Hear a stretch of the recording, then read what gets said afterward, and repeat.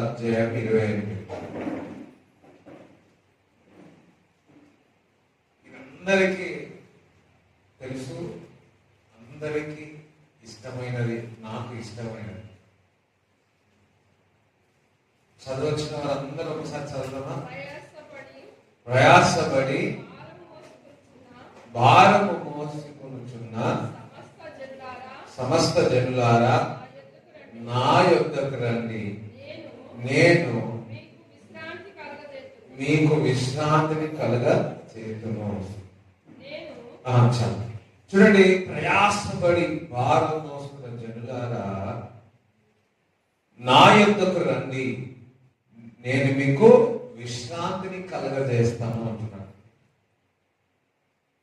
ప్రయాసము, ఎంత ప్రయాసము, భారము మోసుకున్న సమస్త జనులారా, ప్రతి జనుల కొరకు పిలుస్తా ఉన్నాడు. నా యొద్దకు రండి, నేను మీకు విశ్రాంతిని కలుగజేస్తానని చెప్తాను. ఆయన యొద్దకు వచ్చినప్పుడు ఆయన మీకు విశ్రాంతిని కలుగజేస్తాడు. ప్రయాస పడతా ఉన్నారు, భారం మోయించుతున్నారు, అయితే వారికి విశ్రాంతి అన్నది లేదు.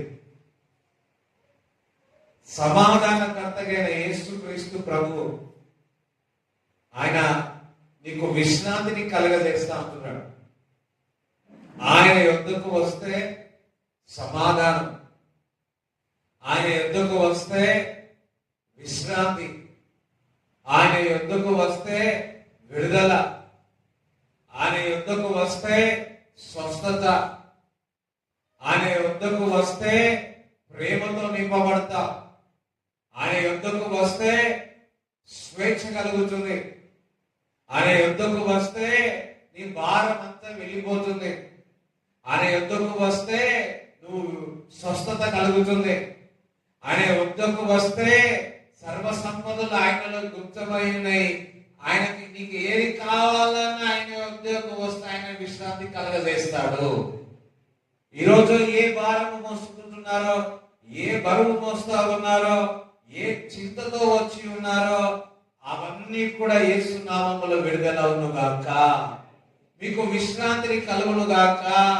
అప్పు భారం మోస్తా ఉన్నారేమో, పిల్లల భారం మోస్తా ఉన్నారేమో, రోగ భారం మోస్తా ఉన్నారేమో, అనేకమైన కష్టాలు మోస్తా ఉన్నారేమో, అవమానము మోస్తా ఉన్నారేమో, ఇబ్బందులన్నీ కూడా మీరు వెళుతా ఉన్నారేమో. అయితే ఈ లేఖనం ప్రకారము దేవుడు మీకు విశ్రాంతి కలుగును గాక.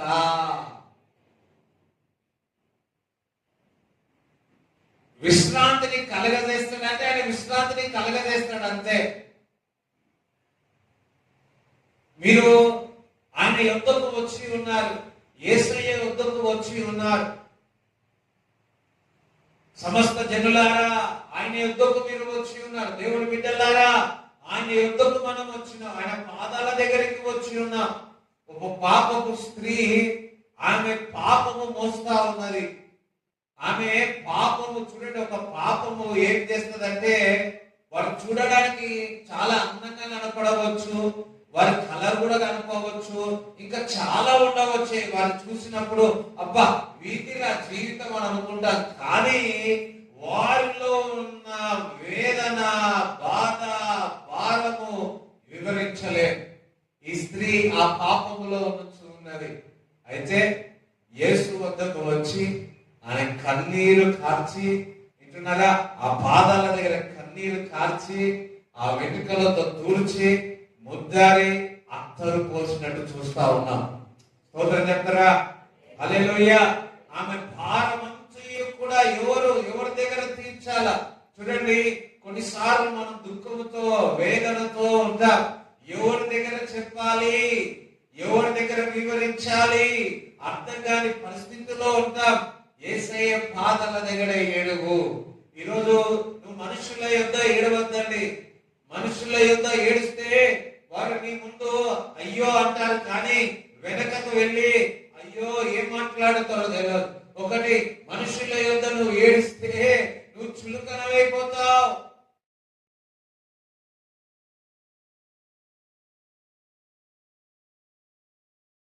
చూడండి, ఎస్ మన మనుషుల దగ్గర చెప్పి మన బాధ చెప్పుకుంటాం. కానీ ఒకటి, ఆ వ్యక్తి విశ్వాసి అయితే మంచిది, ఆ వ్యక్తిని వెల్విషన్ అయితే మంచిది, నీ బాగోగులకు ఆలోచించే వ్యక్తి అయితే మంచిది. దానికంటే నీ పరిస్థితులకు అతనికి చెప్పినప్పుడు, వారికి చెప్పినప్పుడు నీ కొరకు ప్రార్థన చేసే వారైతే ఇంకా మంచిది, చాలా మంచిది. మీరు చెప్పండి మీ బాధ, భారము. మొదటిగా దేవుని పాదాల దగ్గర ఏడవండి. మొదటిగా ఆయన సన్నిధిలో ఏడవండి. ఆయన యొక్క మొత్తము ఆ స్త్రీ మొత్తము చెప్పేసింది, ఏడ్చేసింది అంతే. చూడండి, నువ్వు ఎవరినైతే ఎక్కువగా ప్రేమిస్తావో వారి దగ్గర ఎక్కువ ఓపెన్ అవుతావు, అవునా కాదా? నువ్వు ఎక్కువ అయితే ఎవరినైతే ప్రేమిస్తావో వారి దగ్గర ఏది దాగదు, అంత చెప్పేస్తా ఉంటావు. ఈ స్త్రీ కూడా క్రీస్తు ఎంతగానో ప్రేమించింది. అందుకే అక్కడ లేఖనం మాట రాబడింది, నువ్వు విస్తారముగా నన్ను ప్రేమించినావు, నీ విస్తారమైన పాపములన్నీ క్షమింపబడ్డాయి. చెప్పలు కూడా దేవుని స్తుతిస్తాను. చూడండి, ఏ స్నేహితమైనా సరే, ఏ బంధంలో అయినా సరే, మరి ఒకరికొకరు ప్రేమ ఉన్నట్టయితే అసలు సీక్రెట్ అనేది మాట ఉంటుంది తెలుసా? అవునా కదా? కానీ రేపు మనుషుల దగ్గర చెప్తే పాపం, చెప్పకపోతే పాపం. వింటున్నారా? కరెక్ట్ గా అర్థం చేసుకోవట్లేదు. ముఖ్యంగా ఈ సోషల్ మీడియా వచ్చినప్పటి నుంచి, ఈ ఇంటర్నెట్ మీడియాలన్నీ ఎక్కువ అయిపోయినప్పటి నుంచి చాలా వ్యక్తిగత యొక్క రిలేషన్షిప్ అన్ని కూడా పోతున్నాయి. వ్యక్తిగత రిలేషన్షిప్ అన్ని కూడా పోతా ఉన్నాయి, దూరం అయిపోతా. చూడండి, నీ భారం అంటే దేని గురించి చింతించము అంటున్నాడు. నీ చింత యావత్ అంతయు కూడా ఎవరి మీద ఏమంటున్నాడు? ఆయన మీద వేయమంటున్నాడు. ఆయన నీ గురించి చింతించుచున్నాడు గనక అంటున్నాడు. 1 పేతురు 5:7 చదవండి.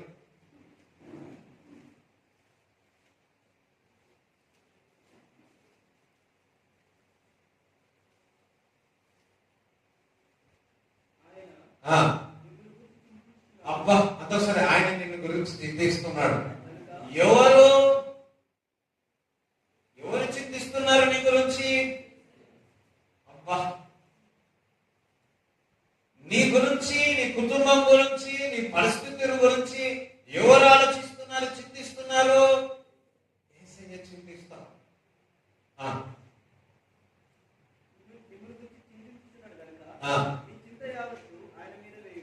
నీ చింత యావత్ అంతా ఎవరి మీద వేయండి?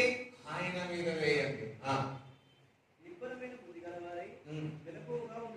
చూడండి, ఎట్లుండాలంటే నిబ్బరము కలిగి ఉండి మేలుకుగా ఉండండి, ధైర్యముగా ఉండండి, మేలుకుగా ఉండండి. మీ జీవితంలో అద్భుతము జరుగును గాక, సూచన క్రియలు జరుగును గాక, స్వస్థత జరుగును గాక. ఆమేన్.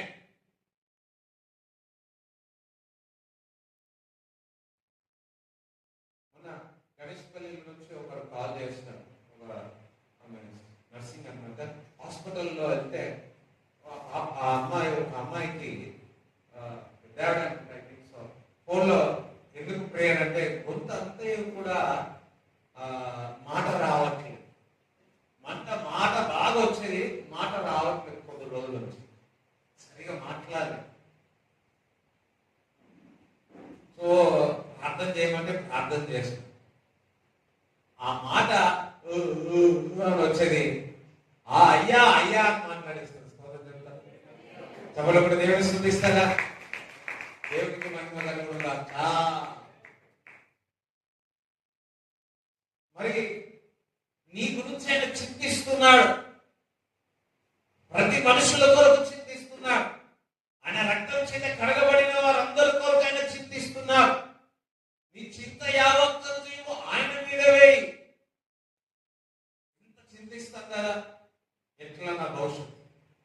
ఎట్లా నా ఫ్యూచర్, అయ్యో ఎట్లా నా కుటుంబం, ఎట్లా నా పిల్లలు, ప్లాన్స్ అన్ని ఏవేవో ఉంటాయి కదా. కానీ నీ గురించి చింతిస్తున్నాడంటే లేఖనములు చెప్తుంది, యేసుక్రీస్తు ప్రభు మరి తండ్రి పాదాల మీద కూర్చొని నీ కొరకు నా కొరకు సంఘము కొరకు విజ్ఞాపన చేయించున్నాడు.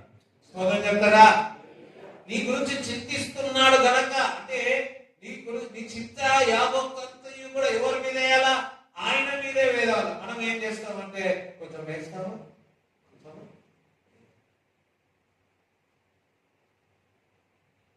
సాయంకాలం కూడా ప్రేయర్లు పెట్టాను కదా.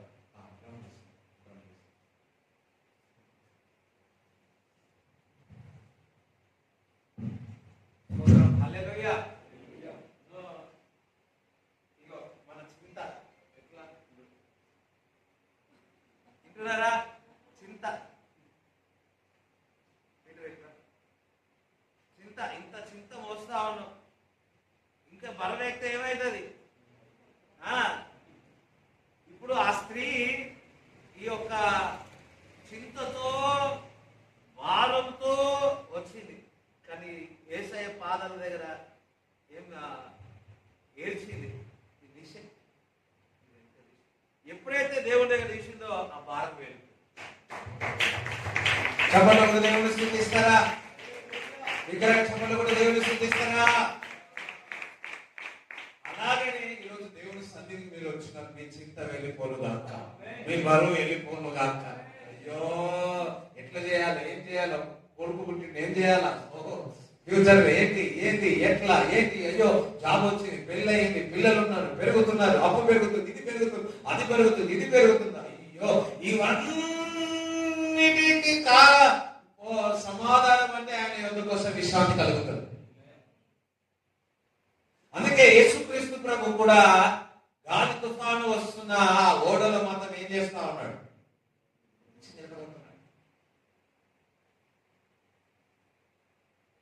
నీ పరిస్థితులన్నీ అయోమయమైనప్పుడు ఏం చేస్తున్నావు? అని గురించి చింతిస్తున్నాడు, నా గురించి చింతిస్తున్నాడు. కొంతమంది నా గురించి ఆలోచించిన వారు ఎవరైనా ఉన్నారా?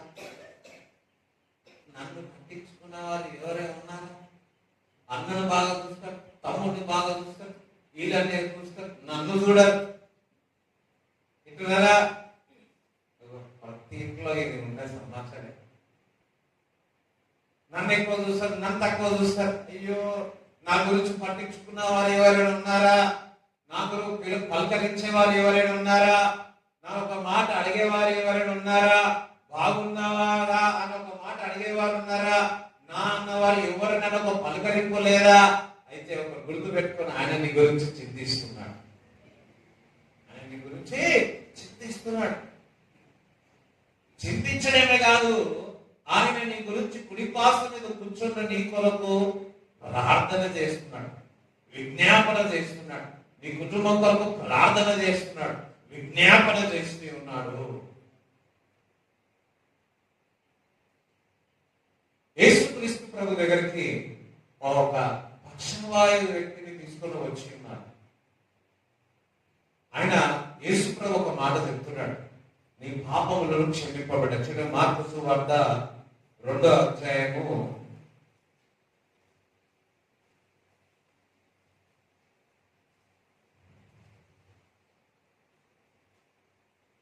5వ వచనం చదవండి. 3 నుంచి 5 వరకు చదవండి.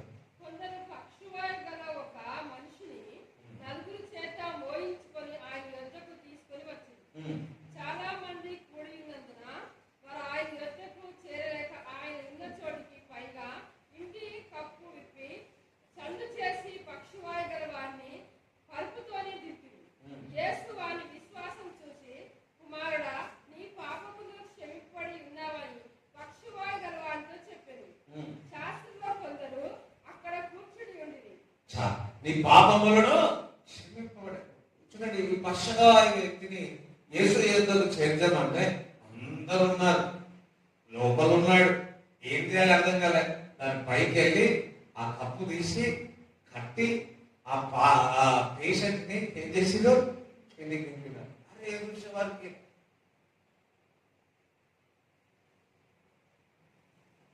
వాటి ఎంతటి విశ్వాసము చూడండి వారు. కుమారుడా నీ పాపములను క్షమింపబడ్డాయి అంటున్నాడు. అక్కడ సనుగుతున్నాడు. అరే ఎవరికి అధికారం ఉంది పాపములను క్షమించేదాడా? దేవునికి ఒక్కరికే కదా. మీరు అన్నింటిలో చూడండి, ఎవరైనా ఈ మాట అంటారా? పాపములు క్షమింపబడ్డాయని.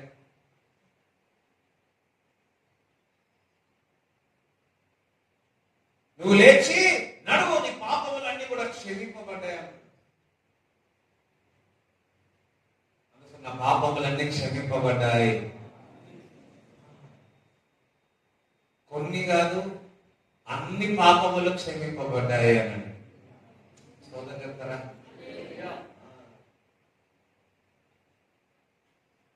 ఎంత క్లీన్ అంటే అంతగా క్లీన్ గా ఆ వ్యక్తిని కడిగి వేస్తున్నాడు. ఒక మాట అన్నాడు, నీ పాపములను క్షమింపబడ్డాయి. కుమారుడా నీ పాపములు క్షమింపబడ్డాయి. దేవునికి ఒక్కడికే పాపములను క్షమించే అధికారం ఉన్నది.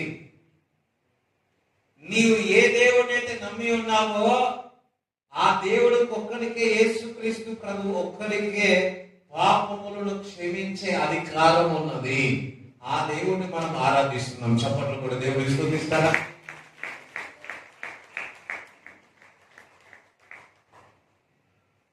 యేసుక్రీస్తు ప్రభు కృపా సత్య సంపూర్ణుడై మన మధ్యలో నివసించి 33 సంవత్సరాలు ఉండి 3.5 సంవత్సరాలు ఆయన పరిచర్యలో చేసి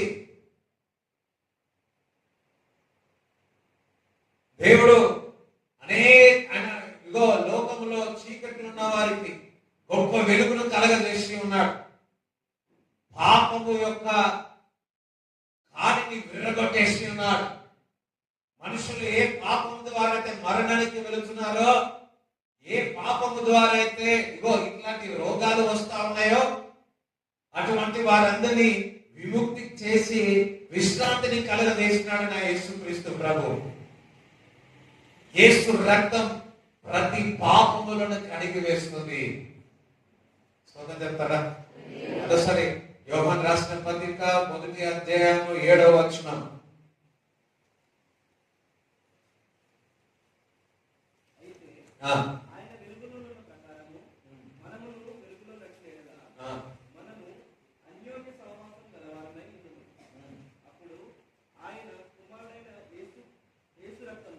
చూడండి, కుమారుడైన యేసు రక్తము ప్రతి పాపముల నుండి మమ్మల్ని పవిత్రులుగా చేయను. హల్లెలూయా. సోదరు చెప్తారా? Jesus, the son of Jesus, cleans, his blood cleans all of us. నిన్ను పవిత్రులుగా చేసినాడు. ఎట్లా చేసినాడంట? ఏం చెప్పండమ్మా? నీ పాపములన్నీ కడిగి వేసి ఉన్నాడు. అందరూ యేసయ్య నా పాపములన్నీ రక్తము ద్వారా పవిత్రపరిచి ఉన్నాడు, పరిశుద్ధపరిచి ఉన్నాడు. సోదరు చెప్తాడా?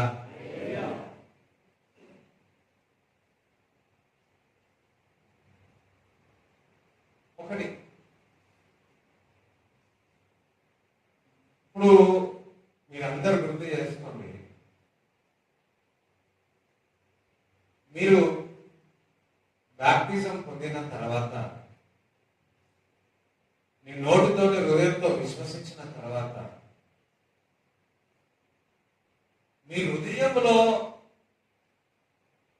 నీ పాపములన్నీ క్షమింపబడ్డాయని మీరు గ్రహించినారా?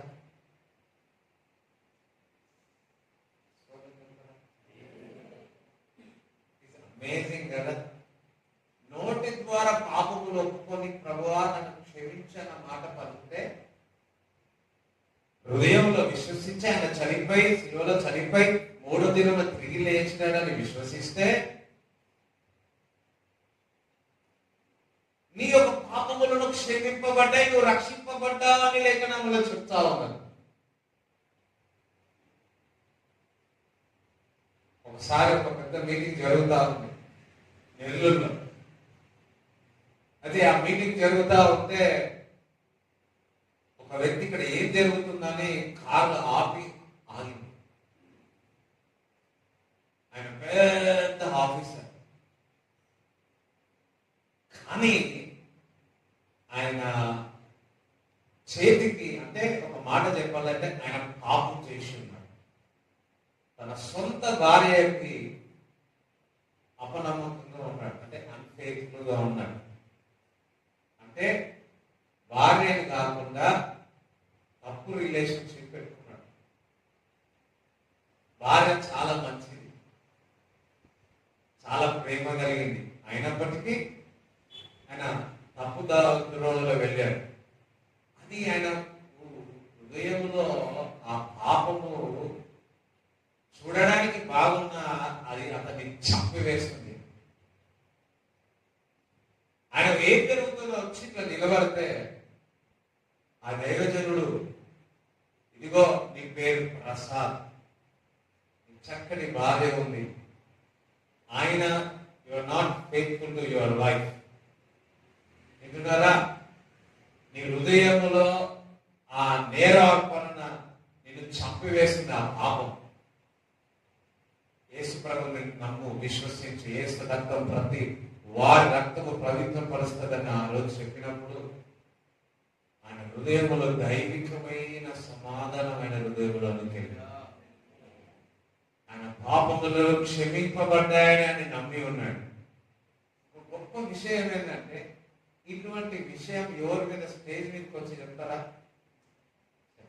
కానీ ఆయన హృదయంలో ఆ సమాధానం, ఆ పాపము నుంచి విడిపింపబడ్డాడు కాబట్టి ఆ సంతోషంతో వేదిక మీద వచ్చి, ఇదిగో నేను తప్పు చేస్తున్నాను, ఇప్పుడు నాకు తెలియదు, రోడ్డు మీద వెళుతున్నాను, ఏంటి అని ఆగి చూస్తున్నాను, ఎస్ ఇప్పుడు నా హృదయాన్ని దేవుడు బాగు చేస్తున్నాడు, ఇప్పుడు నేను మంచి సంతోషంగా నా కుటుంబంలో నీ దగ్గరికి వెళ్తాను. చెప్పండి కూడా తెలుసు.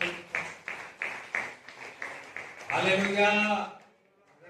ఏ పాపము చేసినా నేను స్వేచ్ఛ కాదు, నేను స్వేచ్ఛ లేకుండా చేసేస్తాను. అదే పరిశుద్ధత నేను స్వేచ్ఛగా ఉండేటట్టు చేస్తాను. సోదరులారా, పాపము వల్ల జీతం ఏంది? మరణము. ఆ మరణాన్ని కొట్టివేసినాడు యేసుక్రీస్తు ప్రభు నమ్ముకుంటే.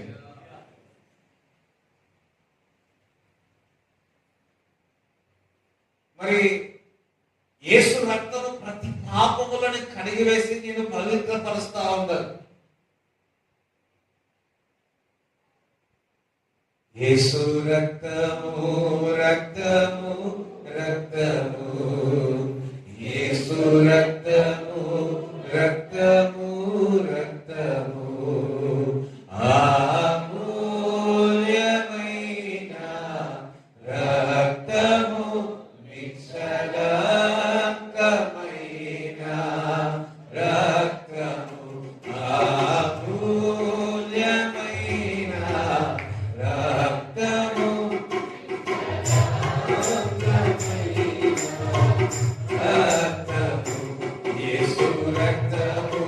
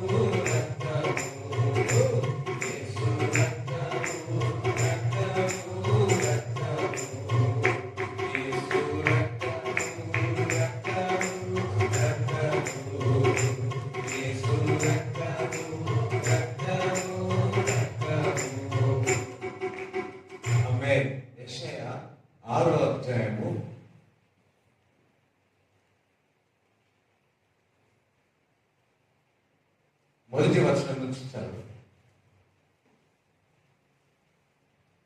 రాజైన ఉజ్జియా మృత్యుంజయ సంవత్సరమున అత్యున్నతమైన సింహాసనమందు ప్రభు ఆసీనుడై ఉండగా నేను చూచితిని.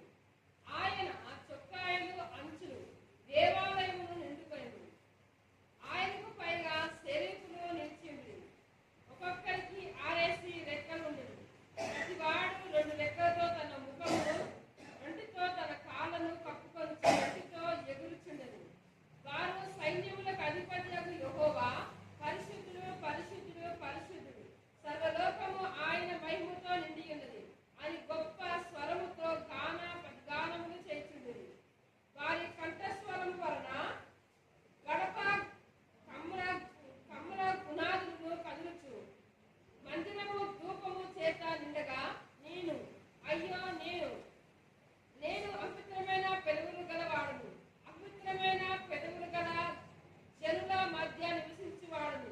నేను నశించి తిని రాజును సైన్యములకు అధిపత్యకు యెహోవాను నేను కనులారా చూచి అనుకుంటుని.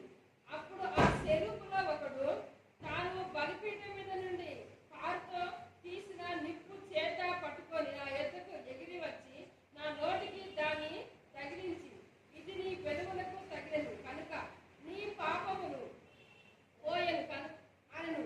అప్పుడు నేను ఎవని పంపెదను, మా నిమిత్తం ఎవడు పోవునని ప్రభు సెలవీయగా, నీ పెదవులకు తాకిన కనుక నీ పాపములను నీ దోషములు ప్రాయచిత్తమాయెను. స్తోత్రం. దేవునికి పోయాను, దోషములు తొలగి పోయాను. నేను స్తోత్రం చెప్తారా? అందరం హల్లెలూయా చెప్పండి. ఇక్కడ యెషయా చూసినప్పుడు అతనికి ఒక దర్శనం వచ్చింది. ఆ దర్శనములో దూతలన్నీ కూడా పరిశుద్ధుడు, పరిశుద్ధుడు, పరిశుద్ధుడు, అంగసరంగా పరిశుద్ధుడు అన్నాడు. ఒకసారి అంటారు, 3 సార్లు అనండి.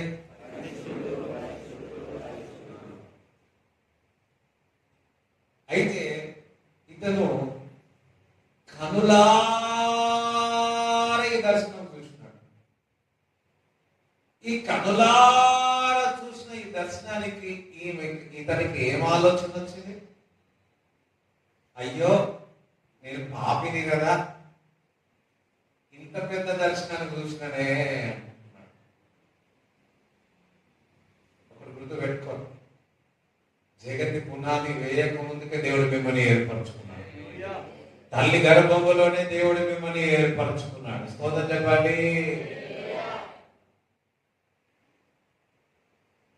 ఇంత గొప్ప దర్శనమును చూసి అయ్యో నేను పాపిని కదా, అంతేకాదు నేను పాపిని కదా అని కాదు, పాపుల మధ్యలో నేను ఉన్నాను కదా అంటున్నాడు. అప్రవీతపరిచే జనములలో నేను ఉన్నాను కదా అంటున్నాడు. ఎప్పుడైతే ఈ ఆలోచన వచ్చిందో అందులో ఉన్న ఒక దూత, ఏ దూత?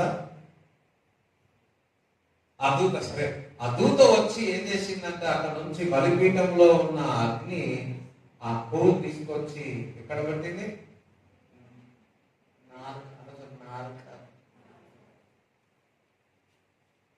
వెంటనే నీ పాపములను క్షమింపబడే, నీ దోషములన్నీ తొలగిపోయి ఉన్నాయని చెప్పినాడు. ఇక్కడ మనం చూస్తే యెషయాకు ఇంత గొప్ప దర్శనములు చూసిన అతనుకు ఒక నేరారోపణ ఉంది. అంటే ఒక గిల్టీ కాన్షియస్ ఉంది, నేను పాపిని అని. ఈయన పాపి అయినా కానీ పరిశుద్ధమైన దర్శనం చూసినాడు. అబ్బా ఎంతమందికి అర్థం? ఈయన పాపీలలో ఉన్నప్పుడే ఎంత పాపములో ఉన్నా తెలియడం, కానీ నా పెదవులన్నీ కూడా అపవిత్రముగా ఉన్నాయి అంటున్నాడు. నేను దోషం కలిగిన వాడిని అంటున్నాడు. అయ్యో ఇంత గొప్ప దర్శనం నేను చూసినాను కదా, నేను ఏమైపోతానో అనుకుంటున్నాడు. ఆలోచించి ఉన్నాడు అంతే. కానీ హృదయముల రహస్యములో ఎదిగిన వాడు నా దేవుడు. నీ ఆలోచనలు ఏంటియో, మనుషుల యొక్క ఆలోచనలు ఏమున్నాయో, సైకాలజీ చదువుతాడు. ఇట్లా పట్టుకున్నందుకు వాళ్ళ గురించి ఇట్లా చెప్తారు, వాళ్ళు ఇలా నచ్చినందుకు ఇట్లా అంటారు, డ్రెస్సింగ్ వేసినందుకు ఇట్లా అంటారు. ఒక ఇలా వివరిస్తా ఉంటారు. కానీ వారి లోతు ఏంటో ఎవరు చెప్పలేరు. వింటున్నారా? కానీ దేవుని కుక్కనికే వారి యొక్క మనుషుల యొక్క లోతు చెప్తాడు. దేవునికి స్తోత్రం చెప్తారా? ఏ విషయాలున్నా, ఏ ఆలోచనలున్నా, ఏమైనా నీలో ఉన్న ఆలోచనలు దేవునికి సమస్తము తెలుసు. అందుకే దేవుని దగ్గర హృదయంలో బయట ఎట్లుంటావో లోపల కూడా అట్లనే ఉండాలా. నువ్వు కొంతమంది బయట ఒక రకంగా ఉంటారు, ఇంట్లో ఒక రకంగా ఉంటారు, ఇంట్లో ఒక రకంగా ఉంటారు, బయట ఒక అందరి బయట లోపల అంతా చర్చిలో ఇంకొక రకంగా ఉంటారు.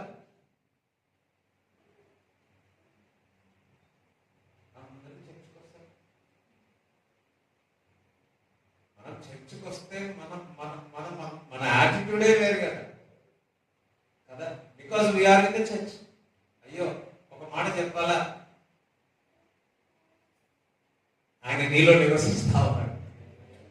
నువ్వు దేవుని యొక్క ఆలయమై ఉన్నావు. Right, okay. యెషయాకు ఒక ఆలోచన ఉంది. అయ్యో, నేను పవిత్రమైన, నేను అపరిశుద్ధమైన వ్యక్తి కదా, నేను పాపిని కదా, మరి ఎట్లా నా పరిస్థితి, నేను ఏమైపోతాను అనుకుంటున్నాను. కానీ దూత వచ్చి ఒక అగ్ని ఆ నాలుక మీద తాకినప్పుడు వెంటనే అతను పరిశుద్ధుడు అయినట్టు చూస్తా ఉన్నాం.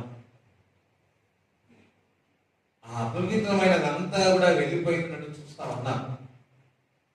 అలాగనే మీలో ఉన్న ఏ అపవిత్రమైనదైనా సరే అగ్ని ఇప్పుడే మిమ్మల్ని తాకి ఇప్పుడే దోషములన్నీ వెళ్ళిపోనుగాక యేసు నామములో. ఇక్కడ ఒకటి మనం బాగా గుర్తు పెట్టుకోవాలి. నువ్వు రక్షింపబడ్డావు. యేసు రక్తము పాపములను కడిగేస్తుందని నమ్ముతున్నావు. అయితే ఆయన మనకు ఒక భావన కలిగి ఉంటారు. ఏమనంటే ఒక గిల్టీ కాన్షియస్ ఉంటారు, ఒక హృదయంలో ఉంటారు. ఏమనంటే నేరారోపణ చేస్తా ఉంటారు. మనుషులు ఎప్పుడు కూడా, సాతాను మనుషులు నీ మీద నేరారోపణ చేస్తా ఉంటారు. కొన్నిసార్లు నేను తప్పు చేసినాను కాబట్టే నాకు ఇలా జరుగుతుంది అంటున్నాను. ఇక్కడ యెషయాకు మాత్రం పాపి అయినా దేవుడు దోషముల నుంచి తొలగించినాడు. నువ్వు నమ్మి ఉన్నావు, రక్షింపబడ్డావు. ఆయన మరలా పొరపాటు చేస్తే యేసు రక్తము నేను పరిశుద్ధపరుస్తుంది. అంతేకాకుండా మిమ్మల్ని పవిత్రులుగా చేస్తుంది.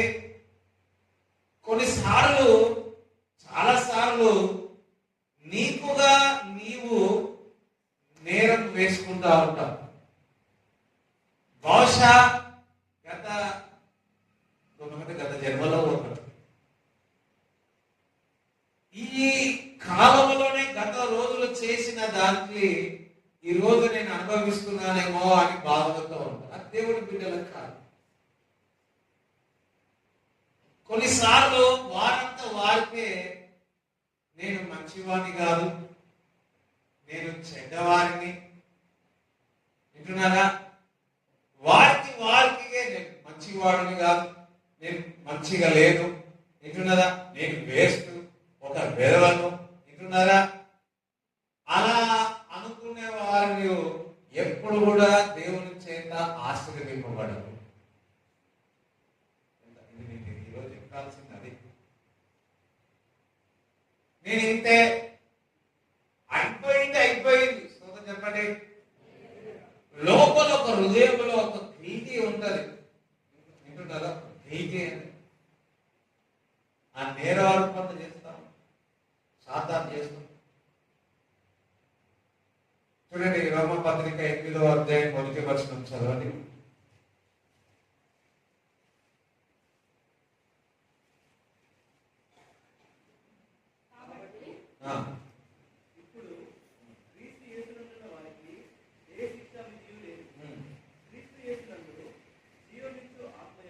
చూడండి, ఇక్కడ there is no condemnation those who belongs to those who believe God అని అంటారు. కండెమ్నేషన్ అంటే నేరారోపణ. లేదు. కానీ మనుషులుగా నీకుగా నువ్వు ఏం చేసుకుంటున్నావు? నేరారోపణ చేసుకుంటున్నావు. నీ హృదయంలో అనుకుంటున్నావు, ఫలానా వాడు వచ్చిన నేను పియలేదు, ఫలానా వచ్చినాడు నేను చేసిన. అందుకే ఇది లోపల హృదయంలో ఈ కీర్తి లోపల ఉంది. ఎట్లా చెప్పాలా? నేరారోపణ హృదయంలో నేను చంపివేస్తాను.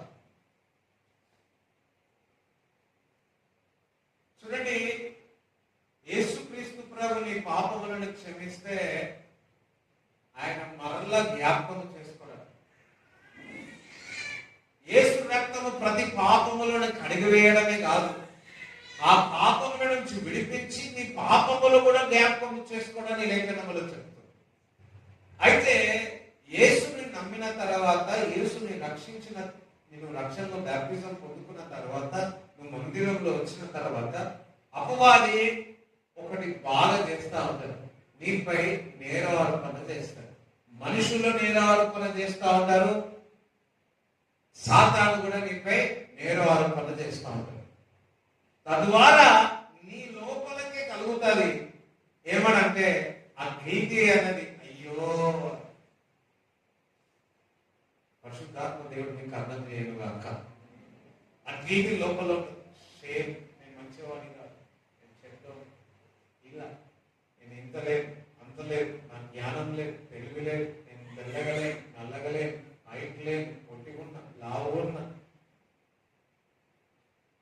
ఎప్పుడైతే ఇట్లాంటివి నీకుగా నీవే సమాధానముగా లేకపోతే నువ్వు దేవుని చేత ఆశీర్వదింపబడలేవు. నేనే చెడ్డోని అనుకుంటే నువ్వు దేవుని చేత ఆశీర్వదింపబడలేవు. సోదరు చెప్తారా? ఎంతమందికి అర్థమవుతుంది? చూడండి, యోహాను రాసిన పత్రిక 1వ అధ్యాయం 9వ వచనం చదవండి.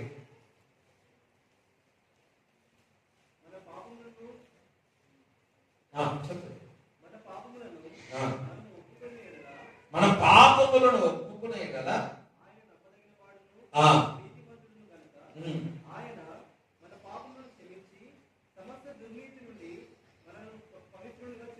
చూడండి, సమస్త దుర్నీతి నుండి మనను చేయండి. అంటే మన సమస్త లోపల నుంచి అందరూ దేవునికి స్తోత్రం చెప్పండి.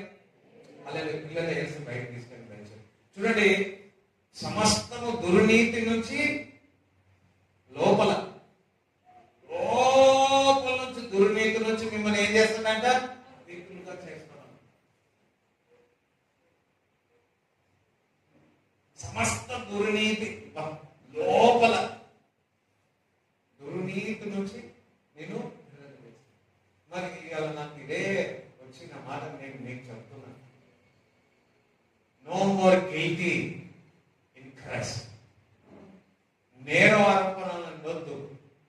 నీకుగా నీవు శపించుకుంటే, నీకుగా నీవు నేను మంచోని కాదనుకుంటే, నీకుగా నీవు సమాధానం లేకపోతే నువ్వు దేవుని చేత ఆశీర్వదింపబడలేవు.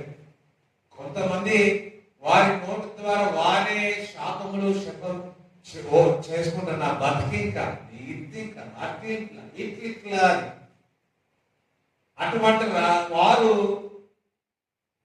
దేవుని చేత ఆశీర్వదింపబడాలంటున్నారు. దేవునికి స్తోత్రం చెప్తారా? సో కొంతమంది మనుషులు నేరారోపణ చేస్తారు, సాతాను నేరారోపణ చేసుకుంటుంది. కొంతమంది వారికి వారే నేరారోపణ చేసుకుంటా ఉంటారు. నేను ఇది అదర్ని, ఇక్కడ నొప్పి వచ్చింది అనుకో, వింటున్నారా? ఇక్కడ నొప్పి వచ్చింది అనుకో, అరే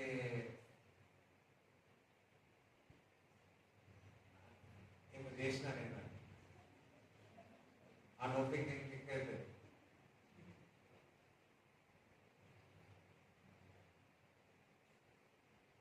వింటున్నారా? నడుస్తున్నావు, ఇంట్లోనే ఉన్నావు, పైనుంచి బలి పడ్డది, ఎడబడ్డది, ఈడబడ్డది, అది అయిపోయింది.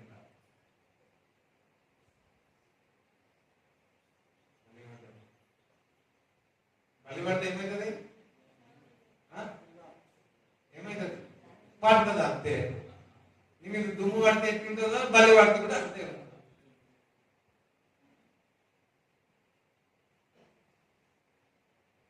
మీకు కూడా తెలుసా, రోజు చూస్తాను బలి. మా ఇంట్లో ఒక బలి ఉంటుంది, రోజు చూస్తున్నాను. నేను కూడా రోజు ఆ బలిని చూస్తాను.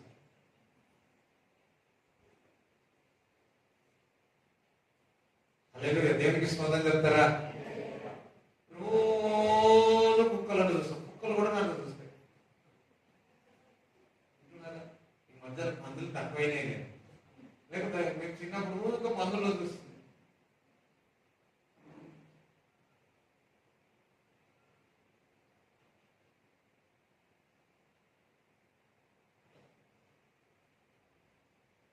నువ్వు యేసు రక్తము నిన్ను పవిత్రులుగా మార్చివేసి, పరిశుద్ధంగా మార్చివేసి, నువ్వు ఎప్పుడు గుర్తుపట్టాలా? ఒకటే, నేను యేసయ్య నమ్మి ఉన్నాను, నేను ఎటువంటి కండమినేషన్, నా గిల్టీ నాలో ఉండకూడదు. ఇగో పలానప్పుడు అలా చేసిన, ఇలా చేసిన, ఇలా చేసిన అని ఎప్పుడు నువ్వు నూతన సృష్టివి, పాతవి గతించేను. స్తోత్రం చెప్తారా? అతని ఆమె నేను నూతన సృష్టి అనండి. ఉదయ కాలం లేవగానే గుర్తుకొస్తాయి. ఏమేమో గుర్తుకొచ్చి చెత్త అంతా గుర్తుకొస్తా ఉంటారు. కొంతమంది ఉదయం నుంచి సాయంత్రం వరకు చెత్తనే గుర్తు చేసుకుంటారు. అయ్యో నేను అప్పుడు చేసినాం కదా, అప్పుడు చేసిన కర్మ. ఇది కర్మ, కర్మ సిద్ధాంతం. నువ్వు అప్పుడు చేసినందుకు ఇప్పుడు నువ్వు చెప్పండమ్మా, కర్మ సిద్ధాంతం తెలుసు కదా. నువ్వు ఆ తప్పు చేసినందుకు ఇప్పుడు నువ్వు భరించాల్సిందే. నువ్వు భరించాల్సిన అవసరం లేదు. నీ యొక్క కర్మ అంటే నువ్వు చేసిన తప్పులన్నీ యేసుక్రీస్తు ప్రభు మోస్తున్నాడు. చెప్పండి కూడా దేవుడు చూపిస్తారా? హల్లెలూయా. నువ్వు బానిసగా ఉండడానికి వేయలేదు. దేవుడు నిన్ను స్వేచ్ఛగా ఉండేటట్టు యేసు రక్తములో నిన్ను కడిగినాడు. యేసు రక్తములో నిన్ను పవిత్రపరుచున్నాడు. యేసు రక్తములో నీలో ఉన్న దుర్నీతి నుంచి పోగొట్టినాడు.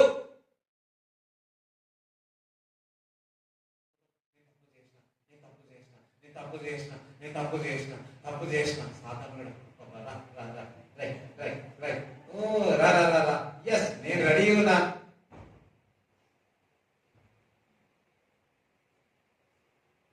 నువ్వు ఒక్కటే గుర్తుపట్టాలా. ఆఫ్ కోర్స్ చూడండి, ఇక్కడ గుర్తు చెప్తా. మీరు బ్యాప్టిజం తీసుకున్న తర్వాత ఇక్కడ ఉన్నవారు ఎవరైనా తప్పు మాట కానీ తప్పు చేయలేకుండా ఎవరైనా ఉన్నారా? ఎవరైనా చేతులు ఎత్తారు అంటే మీరందరూ దేవుని బిడ్డలే. ఎందుకంటే ఇది చదవండి,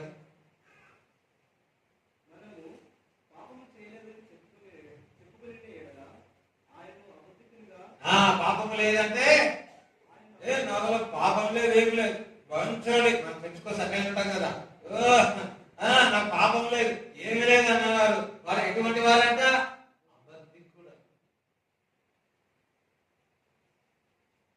మనం పొరపాటు పొరపాటులు అంటే పొరపాటు జరుగుతాయి. మళ్ళా ఒకటి గుర్తు పెట్టుకోవాలి, ఏంటంటే వెంటనే మన నోటితో ఒప్పుకోవాలా. దేవుడికి స్తోత్రం చెప్తారా? మన నోటితో యేసయ్యా నేను తప్పు చేసినాను, నన్ను క్షమించమని నోటితో ఒప్పుకోవాలా. దేవుడు వాక్యం చదవాలా. యేసు రక్తం ద్వారా నేను విడుదల పొంది ఉన్నానని ఎప్పుడు తలంచాను. నేను నూతన సృష్టిని, పాతవి గతించెను అన్నాను. ఎప్పుడైతే నువ్వు పాతయి, వాడు ఎప్పుడు పాతయి జ్ఞాపకం, ఇక్కడ ఉన్న వారందరికీ పాతయి జ్ఞాపకం చేస్తాడా లేదా? కొన్నిసార్లు రక్షింపబడిన తర్వాత పాత జీవితంలో చేసినవి కూడా సాతాను కళల్లో వస్తాడు. అవునా కదా? మళ్ళా ముట్టుకున్నట్టు వస్తుంది. ఏం ముట్టుకున్నట్టు? కొన్నిసార్లు వెళ్ళిపోదాం ఎంత అన్నట్టు ఉంటుంది శరీరం. ఆయన రక్తం చేత నేను కొన్నాడమ్మా, రక్తం చేత నేను కొన్నాడు. చాలా మంది పొరపాట్లు చేయగానే ఇంకా అయిపోయింది, ఇంకా మనల్ని క్షమిస్తాడా లేదో దేవుడు అని వెనుకకు వెళ్ళిపోయిన వారు ఉన్నారు. కొంతమందికి మందిరానికి దూరమైన వారు ఉన్నారు. తప్పిపోయిన కుమారుడు వెళ్ళిపోయి ఉన్నాడు, కానీ వచ్చినాడు తండ్రి దగ్గరికి. సమస్త దుర్నీతి నుంచి దేవుడు మిమ్మల్ని బాగుపరచును గాక, కడుగును గాక యేసు రక్తములో. ఏ గిల్టీ కాన్షియస్ తో అయితే, ఏ నేరారోపణతో అయితే మీరు ఉన్నారో, యేసు నామములో మీరు విడుదల అవుదురు గాక. ఎందుకనగా మీకుగా మీరు నేరారోపణ చేసుకున్నప్పుడల్లా మీరు కట్లు కట్టేసుకుంటున్నారు, మీరు స్వేచ్ఛగా ఉండలేరు. అందుకే నా జీవితంలో ఇట్లా అయిందని చెప్పి మీరు నీకుగా నీవు చెప్పించుకుంటున్నావు. Be free in Jesus name. ఎప్పుడో ఏమో చేసినా అందుకే ఇట్లా జరిగింది లేదు. యేసు రక్తం నేను ప్రతి వారిని, యేసు రక్తం ప్రతి ఒక్కరిని కూడా ఆయన రక్తం కార్చినాడు. నీ కొరకు రక్తముతో నీకు వెళ్ళబెట్టి నేను కొన్నాడు, నేను పరిశుద్ధంగా చేస్తున్నాడు. చెప్పలో కూడా దేవుడిని స్తుతిస్తారా?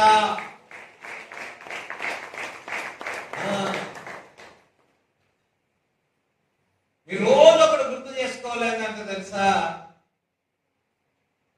నేను యేసే రక్తంలో కడగబడి ఉన్నాను, నేను దేవుడిని బిడ్డను, నా పాపములన్నీ కూడా ఆయన తీసేసుకున్నాడు, నేను నూతన సృష్టి. ప్రతిరోజు అనుకోవాలి. అందరూ హల్లెలూయా చెప్పాలి. ప్రతిరోజు అనుకోవాలి. ఉదయం లేవంగానే అవన్నీ గుర్తుకొస్తా ఉంటాయి.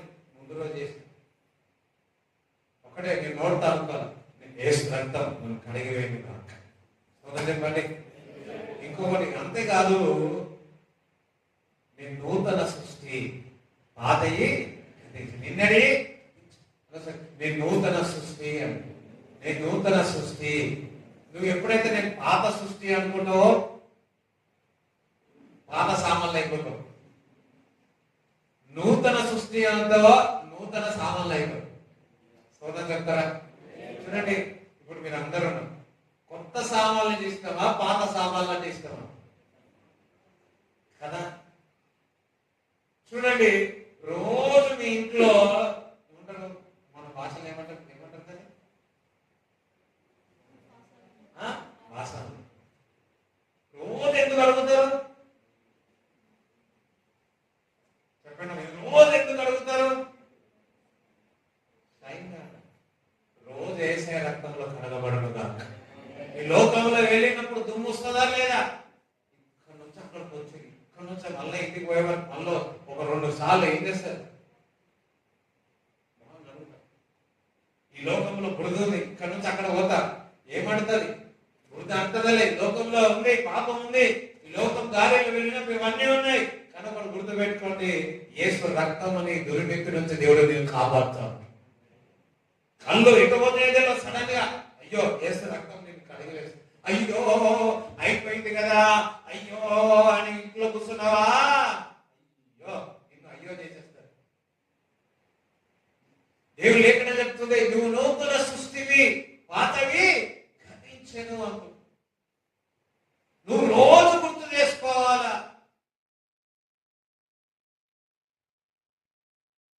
ఒక దైవజనురాలు,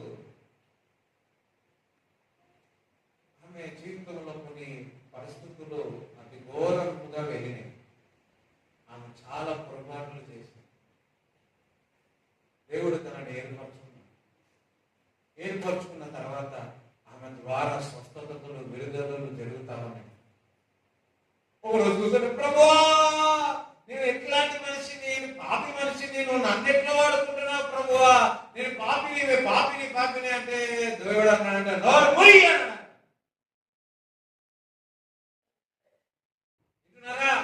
నోరు మూయి, నేను అవన్నీ నాకు గుర్తుకే లేవన్నాడు దేవుడు. చెప్పలు కూడా దేవుడు స్తుతిస్తారా? దేవుడే గుర్తు చేసుకోలేదు, నువ్వెందుకు గుర్తు చేసుకుంటున్నావు అమ్మా?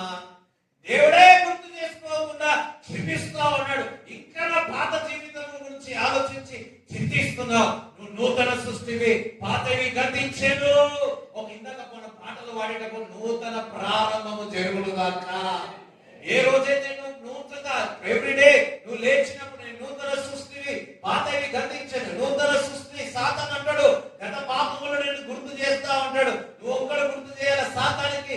సిలువలో నా కొరకు రక్తము కార్చి ఉన్నాడు, చనిపోయి 3వ దినమున తిరిగి లేచినాడు. నేను నూతన సృష్టిని, పాతవి గతించెను. ఎవ్రీ డే లేచినప్పుడు అయ్యో సాతాను మనుషులు నువ్వు గతంలో చేసే అన్ని కొంతమంది చేస్తారు కదా, బ్యాప్టిజం తీసుకున్న తర్వాత కూడా మంచి నడకలో చేస్తా ఉంటే నువ్వేందయ్యా చెప్పేది, నాకు తెలుసు. ఇంట్లో ఎవరు కాదు, ఇంట్లోలే మీ దోస్తులే అనొచ్చు. ఒకడేనల్లా వారు ఏమనుకున్నా సరే నేను నూతన సృష్టిని, పాతయి గతించిపోయినాయి. అదొకసారి రోజు అనాలి ఈ మాట. అదొకసారి నూతన సృష్టి, పాతవి గతించిపోయాను అని. కొలొస్సీయులకు రాసిన పత్రిక 1వ అధ్యాయం 13వ వచనం.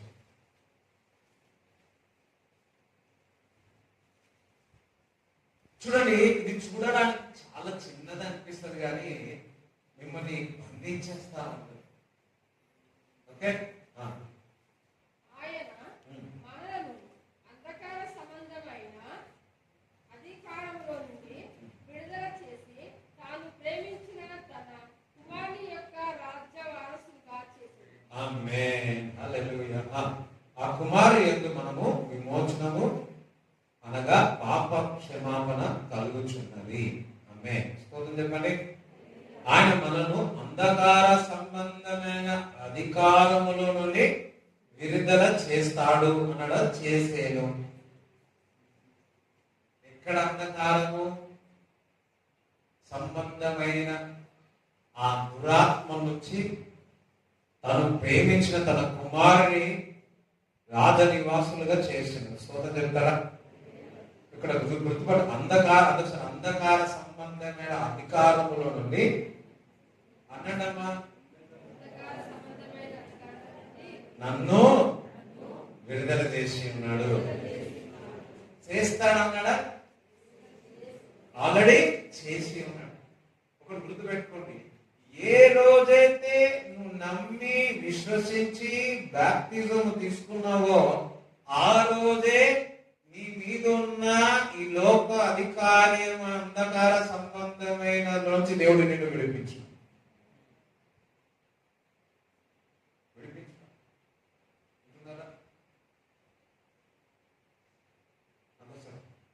నేను నమ్మినాను, నేను బాప్తిజం తీసుకున్నాను.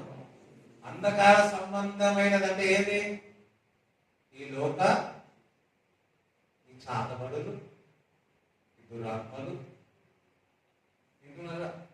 ఇవన్నీ కొంతమందికి ఇందాక చెప్పాను కదా, పడింది అనుకో ఏమనుకుంటారు, ఎవరో పంపిరుగా నాయన అంటారా లేదా? ముందు నుంచి తిరిగిపోతే ఎవరో పంపిరుగా నాయన, పంపితే పంపని. ఇంటి మీద మాంసం వేసుకుంటే మాంసం వేసుకొని పంది, ఒక ఇంటి పైన పంది మాంసం వేసారు. ఏం మాంసం వేశారు? ఏదో పూజ చేసి ఏమో చేసి అన్ని మామం వేసి ఏదో శుద్ర పూజలు ఏమో చేసి. కానీ నువ్వు దేవుడిని నమ్మితే బాప్తిజం తీసుకున్నప్పుడే ఈ అంధకార సంబంధమైన నుంచి నేను విడిపించున్నాను. అయ్యో చప్పలు కొడతలేరేమో. కొంతమందికి పొద్దున మధ్యాహ్నం సాయంకాలం రాత్రి ఎవరు చేస్తున్నారమ్మా? ఏమి లేదు. ఒకవేళ చేసిన లేఖనం ఏమి చెప్తుంది? అంధకార సంబంధమైన ఆ దురాత్మల నుంచి వింటున్నారా? నిన్ను విడిపించి ఉన్నాడు. దేవుడికి స్తోత్రం చెప్పండి. నిన్ను విడిపించేస్తున్నాడు. అప్పుడే ఎప్పుడైతే నువ్వు బాప్తిజం తీసుకున్నావో, ఎప్పుడైతే నువ్వు రక్షింపబడ్డావో, నువ్వు దేవుడి సంఘంలో చేర్చబడ్డావో, నువ్వు బలలో పాల్గొంటున్నావో, అప్పుడే చెప్పండి మరల నింపే ఈ అంధకార సంబంధమైనది ఏది కూడా నింపే అధికారం లేదు.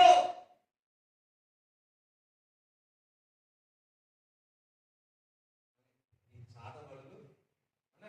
చాదబడులు, ఈ మాంత్రిక విద్యలు, ఈ అంధకార సంబంధమైనది నేను బాప్తిజం తీసుకున్నప్పుడే నన్ను విడిపించేసినాడు. ఇవన్నీ मेरे ऊपर నైస్ ఎంత? అయ్యో రాజుగారు అంకులు ఎక్కడ కబుర్లు కొడుతున్నారు. స్తోత్రం చెప్పండి. హల్లెలూయా. నీళ్ళు తాగితే ఇదేమో చేసి అంత పొద్దున మధ్యాహ్నం సాయంత్రం అన్నం తినేటప్పుడు కలమాకు వస్తే కలమాకు కూరలో ఉంటుందమ్మా, అది కూడా వచ్చినా ఏస్తున్నావు ప్రతి సందేహం నుంచి విడుదల ఉండదా? ఏ సాతానా, ఏ సాతానా, నువ్వు ఏం చేసుకుంటావో చేసుకో. నేను నమ్మినప్పుడే, నేను బాప్తిజం తీసుకున్నప్పుడే నువ్వు ఓడిపోయావు. యేసుక్రీస్తు ప్రభు సిలువలో నా కొరకు త్యాగమై ఉన్నాడు. సమాధిలోనికి వెళ్ళాడు. సమాధిలో నుంచి 3వ దినాన తిరిగి లేచి ఉన్నాడు. ఆయన సజీవుడు. చెప్పండి దేవుని స్తుతించండి. ఆయన సజీవుడు. హల్లెలూయా. అందుకే ఈ అంధకార సంబంధమైనది ఏది కూడా మీ పైన పనిచేయదు. ఎప్పుడమ్మా ఎప్పుడు మీరు బాప్టిజం తీసుకున్నారు? అప్పుడే. చూడండి, చాలా మంది మందిరానికి వస్తారు కానీ బాప్టిజం తీసుకోవాలంటే చాలా వెనుకడుతుంటారు. గుర్తుపట్టిందా? ఎందుకంటే ద గ్రేటెస్ట్ బ్యాటిల్ ఏంటో తెలుసా? పోరాటం బాప్టిజం. నువ్వు బాప్టిజం తీసుకున్నప్పుడే ఏమవుతుందంటే అంధకార సంబంధమైనదా నుంచి దేవుడిని విడిపించున్నాడు. లేక ఇప్పుడు నేను చెప్పేది కరెక్టా కాదా? లేఖనం చెప్తుందా లేదా? అయితే వాళ్ళు ఏం చేస్తాడంటే అన్ని కన్ఫ్యూజ్ చేస్తా ఉంటాడు. లోకము ఇది అది ఇది ఇది. ఒకసారి పాత ఇంట్లో అపార్ట్మెంట్ పక్కకు ఉంటుంది, డూప్లెక్స్ లాంటి చిన్న ఉంటుంది ఇల్లు. ఒకరోజు నేను పైన ఒక కలుగుతున్నాను. మా చిన్నక పిలిచింది, అరే చిన్నోడా అని పిలిచింది. ఏమైందంటే ఎవరో నిమ్మకాయ ఇచ్చిర్రా. నేను కూడా పరిగెత్తినంటే షందరా బలా సిక్కితేరేదరా బలదరా చూసి మంచిగా ఉంది నిమ్మకాయ. చూసి స్తోత్రం స్తోత్రం హల్లెలూయా అని చెప్పి ముట్టుకోగానే అది చూస్తే రేగా మా ఇంటి పక్కన ఉన్న చెట్టు రేగా కింద ఉన్నది.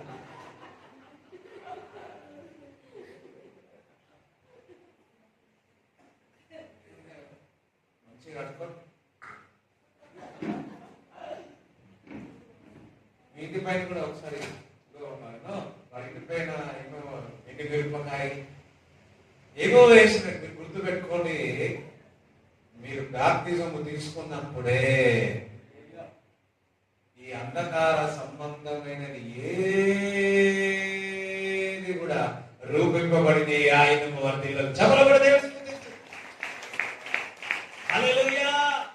కొంతమంది నేను చూస్తున్నాను, మంచిగా వస్తున్నారు, ఆశీర్వదింపబడుతున్నారు, దేవుడు కార్యాలు చేస్తున్నాడు. బాప్తిజం అంటే చాలా వెనకాడతారు తెలుసా? తీసుకుంటా తీసుకుంటా తీసుకుంటా తీసుకుంటా తీసుకుంటా తీసుకుంటా తీసుకుంటా. ఒక బ్రదర్ మన చర్చిలో ఉన్న వ్యక్తి కొన్ని మైళ్ళు ప్రయాణం చేసి 70 మైళ్ళు ప్రయాణం చేస్తే ఒక చర్చిలో ప్రకటిస్తే ఒక్కరే వచ్చినారు. ఆ ఒక్కరికి వాక్యం చెప్పారు. ఆ ఒక్కరు అయిపోయిన తర్వాత దగ్గరకు వచ్చి ఏం చెప్పారంటే, ఇదిగో నేను బాప్టిజం తీసుకుంటాను. ఆ పాస్టర్ గారు ఏడ్చినాడంట. ఎందుకంటే ఇన్ని చూడండి, మనకు కూడా ఎట్లుంటుంది అంటే ఒక బాగా మైళ్ళ దూరం పోయిన తర్వాత ఆ చర్చిలో ప్రకటిస్తే మొత్తం చాలా మంది నిండిపోతే సంతోషం. అక్కడ పోయినాక ఒకే వ్యక్తి ఉన్నాడు. సరే, ఒకే వ్యక్తికి చెప్దామని చెప్పి ఒకే వ్యక్తికి వాక్యం ప్రకటించుకున్నాడు. ఆ వాక్యం ప్రకటించిన తర్వాత ఆ వ్యక్తి ముందుకు వచ్చి పాస్టర్ దగ్గరికి వచ్చి నేను బాప్టిజం తీసుకుంటాను. అయిపోయిన తర్వాత ఆ పాస్టర్ గారు ఆ వ్యక్తితో అంటున్నాడు ఏమనంటే, తీసుకుంటా తీసుకుంటా తీసుకుంటా తీసుకుంటా తీసుకుంటా తీసుకుంటా తీసుకుంటాను అని ఇంతవరకు ఎవరు తీసుకోలేదు, ఈయన కూడా తీసుకోలేదు. ఇప్పుడు ముందుకు స్వేచ్ఛగా ఆయన ముందుకు వచ్చినాడు. దేవునికి స్వర్గం. అలా చూడండి, ఒకరి బ్యాప్టిజం తీసుకుంటే ఎన్ని ఆపుగా ఉంటాయి తెలుసా? మీకు జరిగిందా అట్లా? నాకు జరిగిందా? నా కళ్ళ కూడా గుర్తుకుందని. నేను బ్యాప్టిజం తీసుకున్నప్పుడు ఒక ఆయన మాట్లాడి, ఇట్లా ఉండాలి, అట్లా ఉండాలి, అట్లా ఉండాలి, ఇట్లా ఉండాలి, ఇట్లా ఉండాలా. అయ్యా, ఇవన్నీ నా వల్ల కాదు కదా. దేవుడి బిడ్డలారా, నేను ఇప్పుడు కూడా 100% పరిశుద్ధుని కాదు. ఎప్పుడైతే విశ్వాసముతో నేను బ్యాప్టిజం తీసుకుంటున్నానో అప్పటి నుంచి ఇప్పుడు వరకు ఎన్నో మార్పులు చేసినాను. ఇంకా ఆయన రాకడ వచ్చేంత వరకు ఆయన వల్ల మారేదను కాక. సోదరు చెప్తారా? ఉంటే నాకు కూడా ఇలాగా ఇంకా మంచిగా ప్రేర్ చేయాలి, ఇంకా వాక్యం బాగా వచ్చిన వారి కొరకు చక్కగా మాట్లాడాలి, స్వస్థతలు జరగాలి, విడుదల జరగాలి. అయ్యో ఇలా ఇవన్నీ ఉంటే కొన్ని విషయాలు అన్ని కూడా నేను అర్థం చేసుకుంటా ఉంటాను. ఇంకా అభివృద్ధి చెందాలి, ఇంకా అభివృద్ధి చెందాలి, ఇంకా అభివృద్ధి చెందాలి. ఇగో ఇది సరిగా లేదు, నేను సరి చేసుకోవాలి, చక్కగా తీసుకోవాలి. ఒక పెద్ద పోరాటం అది ప్రతిరోజు జరుగుతూనే ఉంటది. కానీ ప్రతిరోజు నాకు విజయం ఇస్తూనే ఉంటాడు వేసి. చాలా మంది బ్యాప్టిజం, నేను కూడా బ్యాప్టిజం ఒక ఆయన చెప్పి ఇట్లా ఉండాలి, అట్లా ఉండాలి, ఇట్లా ఉండాలి, అట్లా ఉండాలి అంటే వద్దని డిసైడ్ అయిన లోపల మనసులో అనుకున్నాను.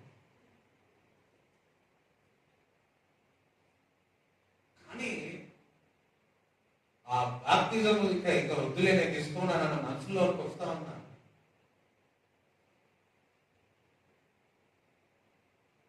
ఏదో నేను వెళుతున్నాను, ఏదో చీకటి అన్నది, అంధకార సంబంధమైనది అప్పుడే దూరమైంది. నేను వెళ్ళి బాప్తిజం తీసుకున్నా, బయటకు వచ్చిన ఆ రోజే ఈ అంధకార సంబంధమైన ఏవి కూడా నాకు పనిచేయవు. ఎందుకంటే నేను చనిపోయి మరల బతికున్నాను క్రీస్తులో. నేను నూతన సృష్టి పాతయి గతించాను. నువ్వు నమ్ముతున్నావు అనుకో, ఈ అంధకార సంబంధమైనది ఎప్పుడు అని అనుకో, ఎప్పుడు నీ దగ్గరనే ఉంటది. లేక కాదు. యేసుక్రీస్తు ప్రభువు మందిరానికి వెళ్తే ఆ మందిరంలో ఉన్న వ్యక్తి నుంచి సాతాను బయటకు వచ్చింది. ఒకటి గుర్తుపెట్టుకోవాలా, ఈ అంధకార సంబంధమైన వాటి నుంచి దేవుడు నిన్ను విడిపించెను. తన కుమారుడి ద్వారా నన్ను మనందరినీ విడిపించెను అన్నాడు. ఎఫెసీయులకు రాసిన పత్రిక 5వ అధ్యాయం 8 చదవండి.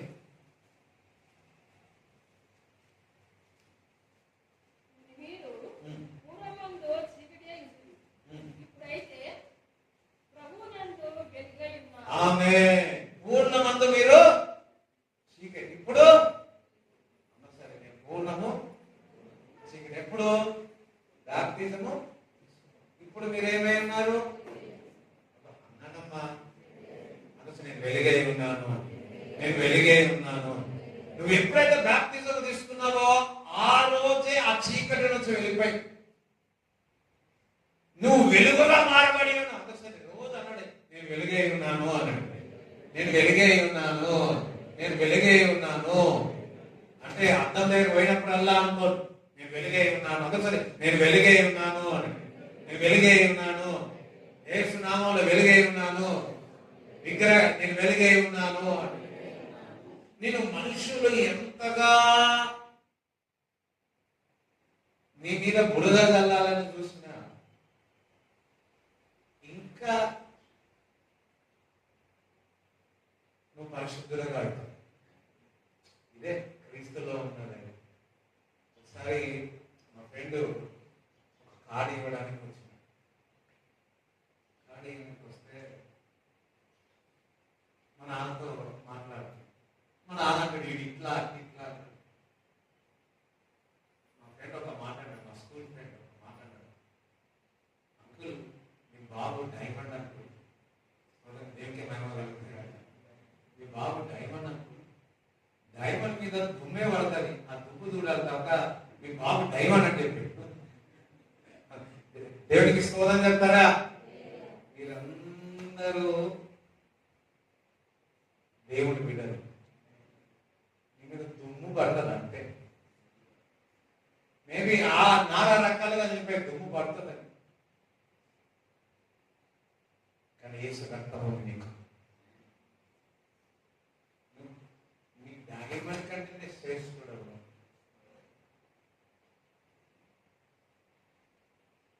ఎందుకంటే ఆయన నేను కొన్నాడు, ఆయన నేను చెక్కి ఉన్నాడు, ఆయన నేను ప్రేమిస్తున్నాడు, ఆయన నేను ఏర్పరచుకున్నాడు.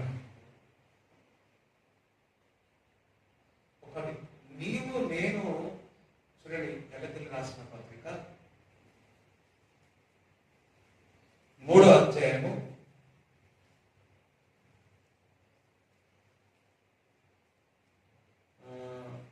26 వచ్చిన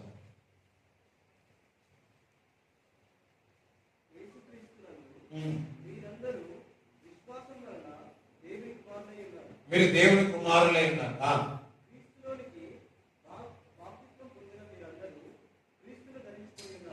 ఏం ధరించుకున్నారు? డైమండ్ కాదు, ఈ వస్త్రం అసలు నేను బ్యాప్టిజం తీసుకున్నాక ఎవరిని ధరించుకున్నాం? అయ్యో ఏం ధరించుకున్నావు అమ్మా? పక్కవాడు నేను క్రీస్తుని ధరించుకున్నాను. అసలు మనం డ్రెస్ వేసుకుంటావా లేదా? అయితే అట్లనే బ్యాప్టిజం తీసుకున్నాక మనం ఏం ధరించుకుంటున్నాం? ఎప్పుడు చూసినా ఇట్లా అట్లా అనుకో, నేను క్రీస్తుని ధరించుకున్నాను అన్న ఎప్పుడు గుర్తుకొచ్చిన ఏదన్నా అందరూ ఇది బాగాలేదు అది బాగాలేదన్న. దానికంటే నువ్వు బ్యాప్టిజం తీసుకున్నాక ఏం ధరించుకున్నావు?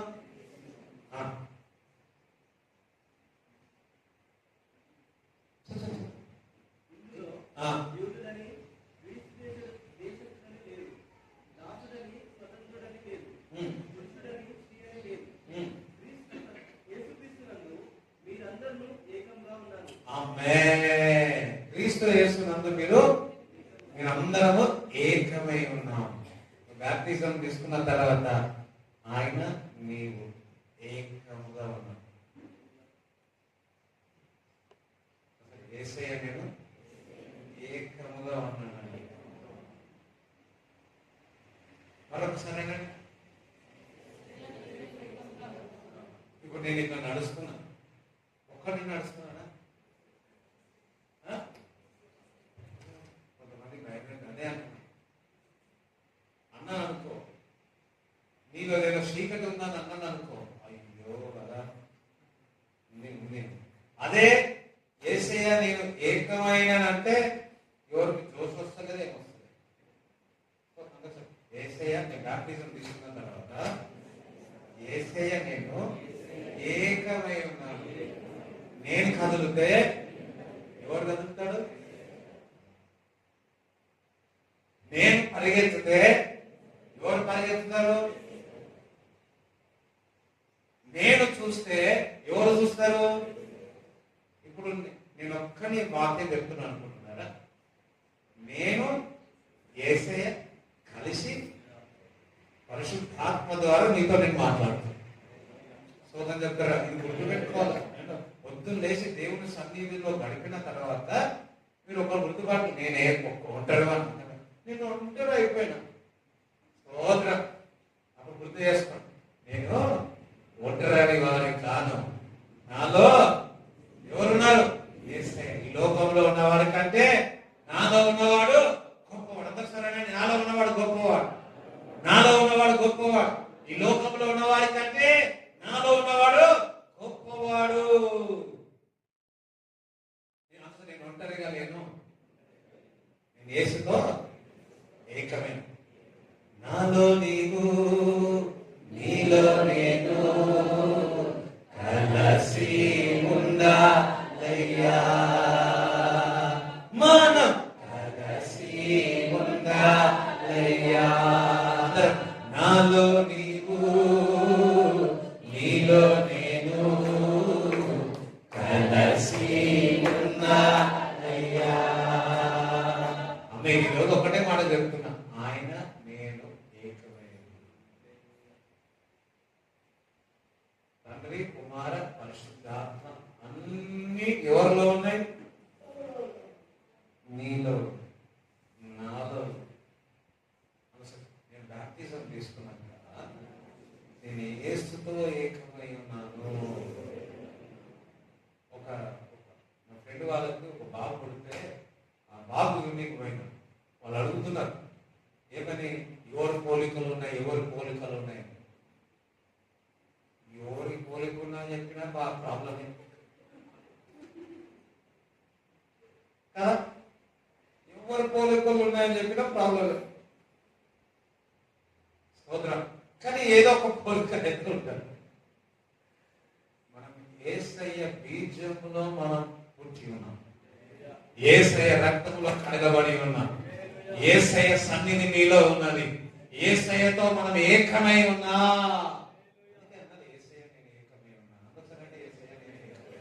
ఆఫీస్కి వెళ్ళేటప్పుడు ఏం చేయాలి? నేను ఒక్కరిని పని చేస్తాను, లేదు లేదు, నేను యేసయ్య ఏకమైంది నేనే వండుతున్నా, లేదు లేదు, నువ్వు యేసయ్య ఏకమై వండితే మంచి టేస్ట్ అయితే స్తోత్రం. ఇక హోటల్కే పోరు.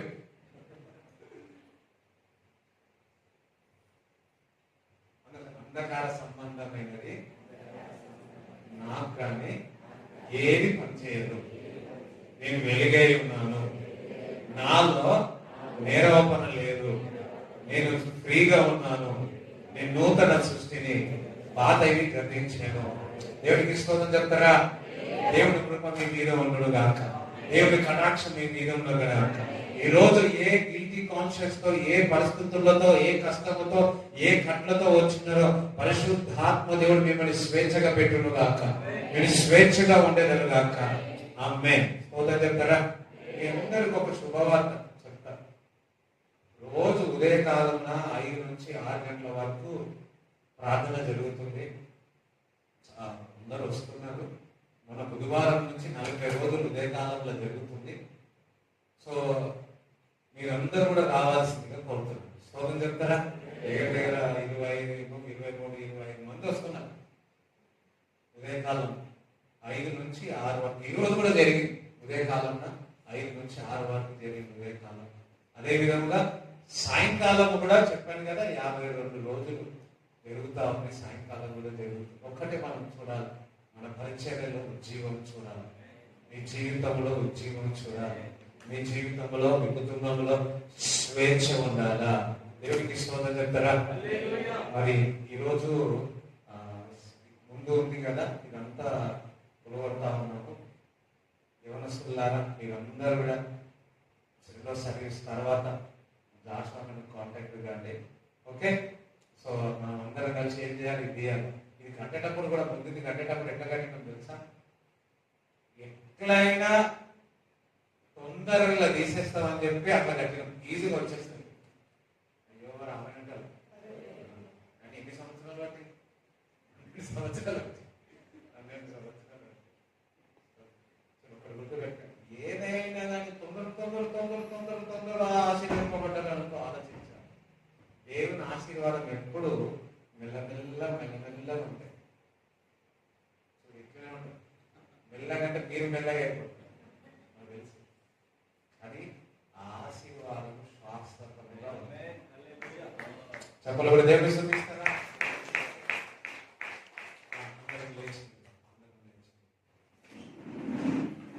ఇచ్చుతున్న కానుక దీవించండి, ఆశీర్వదించండి. వారి అవసరాలన్నీ తీర్చబడును గాక అని ప్రార్థన చేయించున్నాము తండ్రి. యేసు నీకు స్తోత్రాలు ప్రభువా. గొప్ప దేవుడు, గొప్ప కార్యాలు చేయవాడు తండ్రి. నీకు స్తోత్రం. అందరూ 2 చేతులకి దేవుడికి స్తోత్రం చెప్తారు.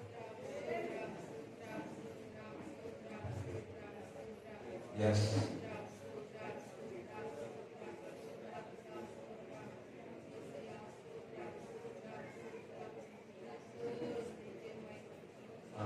ప్రభువా, నిక్షేమగా మీరు పొందిన దెబ్బల చేత స్వస్థత కలుగునుగా కానీ ప్రార్థిస్తున్నాము తండ్రి.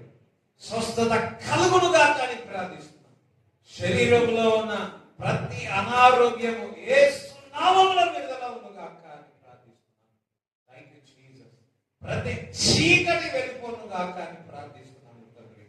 వాటిలో ప్రతి తెగుళ్ళన్నీ కూడా తెగిపోనుగా కానీ ప్రార్థన చేయించున్నాము తండ్రి. యేసయ్య ప్రభువా, దేవుడు చెప్తున్నాడు, అడుగు ప్రతి వాడికి దేవుడు ఇస్తున్నాడు అంటున్నాడు. అడుగు పెట్టిన ప్రతి స్థలమునే నీకు ఇవ్వబోతున్నా అంటున్నాడు. నేను చూస్తున్న దేవుని హస్తం మీకు మీద ఉంటుంది. దేవుడు మీ పనులన్నీ కూడా దీవింపబడును గాక అని ప్రార్థిస్తున్నాను. నిక్షేమగా దేవుడు మిమ్మల్ని ఆశీర్వదించును గాక, నిక్షేమగా దేవుడు మిమ్మల్ని విస్తరింప చేయును గాక అని ప్రార్థిస్తున్నాను తండ్రి. తండ్రి నీకు వందనాలు, స్తోత్రం. ప్రతి ఒక్కరిని రక్తపోటులో భద్రపరచమని యేసు నామములో ప్రార్థిస్తున్నాము తండ్రి. ఆమేన్. ఆమేన్. తండ్రి యొక్క ప్రేమ, కుమారు యొక్క కృప, పరిశుద్ధాత్మ సహవాసం ఈ రోజు అందరికీ దేవుడితో రేగును గాక. ఆమేన్. యేసు రక్తమే యేసు రక్తమే యేసు నామములో సంపూర్ణ విజయం కలుగును గాక. ఆమేన్.